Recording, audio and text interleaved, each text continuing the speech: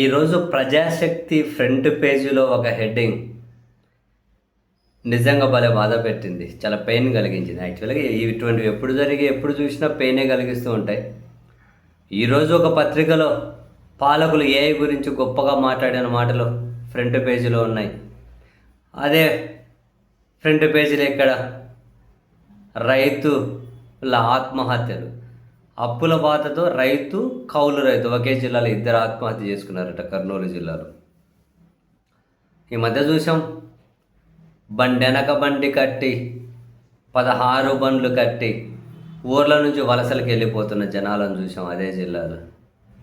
ఇప్పుడు అదే జిల్లాలో కౌలు రైతు ఆత్మహత్య అట. ఒక పక్క ఏఐల గురించి గొప్పగా మనం మాట్లాడుకుంటూనే మరొక వైపు ఈ కౌలు రైతుల ఆత్మహత్య వినాలంటే ఎంత పెయిన్ అనిపిస్తుంది. కర్నూలు జిల్లాలో అప్పులు ఇద్దరి ఉసురు తీశాయి. ఓర్వకల్లు మండలంలో కౌలు రైతు, హలహర్వీలో రైతు అప్పుల బాధతో ఆత్మహత్య చేసుకున్నారట. ఓర్వకల్లు మండలం నన్నూరులో కళ్యాణ్ బాలరాజు 35 సంవత్సరాలు తనకున్న ఎకరా పొలంలో పాటు కొంత భూమి కౌలుకు తీసుకొని సాగు చేస్తాడట.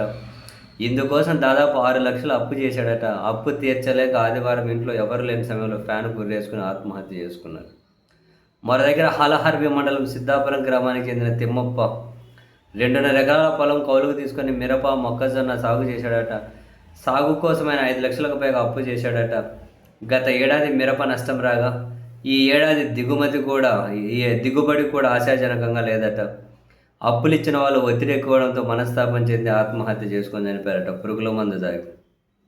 సరే, ఆ పురుగుల మందులు పంటకు పనికొస్తున్నాయా లేదా కానీ రైతుల ప్రాణాలు తీయడానికి అయితే పనికొస్తూ ఉన్నాయి.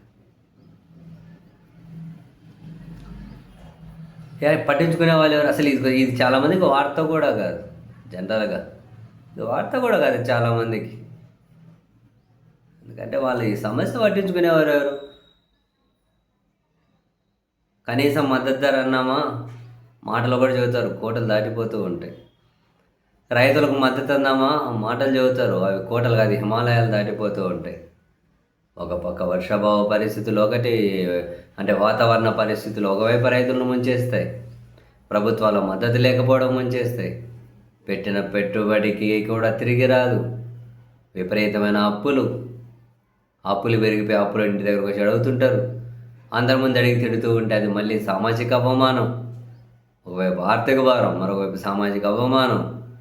భరించలేక చనిపోతున్నారు. ఏం చేద్దాం? ప్రభుత్వాలేమో ఇంకా మర్చిపోయిన బంగారు కుటుంబాలు, మార్గదర్శులు అనబడేవాళ్ళు. యాటికి పోయారు ఇంతకు వాళ్ళంతా? పోయింది. ఆ కాన్సెప్ట్ ఉందా? ఆ కాన్సెప్ట్ ఉండింటే పాపం ఆ ఎవరో మార్గదర్శులు ఇద్దరిని ఆదుకుంటే అయిపోయేది. వీళ్ళు అప్పులు తీర్చింది. ఉందా అది? ఇంకా బంగారు కుటుంబాలు, మార్గదర్శులు 29 వరకు ఆంధ్రప్రదేశ్లో పేదరికం లేని సమాజం అన్నారు ఒక పెద్ద ఆయన. ఉందా? ఎంతవరకు వచ్చిందో అది? ఎంతవరకు వచ్చిందో? ప్రకాశం బ్యారేజ్ దాటే ఉంటుందిలేండి.